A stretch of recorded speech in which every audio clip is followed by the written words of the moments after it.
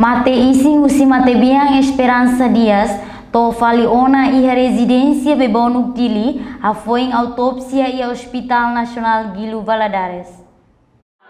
Família Sira Simu Mata bem, quinta-feira calam quase tucusia li minuto todo nulo, presença mate isi Russi, Esperança Dias, vítima Russi, violência doméstica, quarta-feira calam semana. Antes ne equipa médico Hospital Nacional Guido Valadares, halau autopsia ba mate isi, hodi atene lolos causa Russi matene. Hospital Nacional Guido Valadares, ambulância lori fila ricas ona bania residência bebonuk no família Roto Simi Matawe. De observação televisão Timor Post, o anquiat siratanis no hakilar temi inandomi. Lau halehu leza, o de russo tansama ma fatora neba ami. Halo ami força la iha, atu halau moris ne.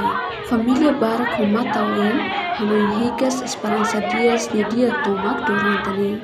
Esperança Dias sakotu is quarta kalang, tambação violência doméstica. Suspeito nebe mos vítima de lain rasik, e a ona sela detenção polícia, onde cumpre investigação ba caso ne. A reportagem Sabina Sansas, televisão Timor Post.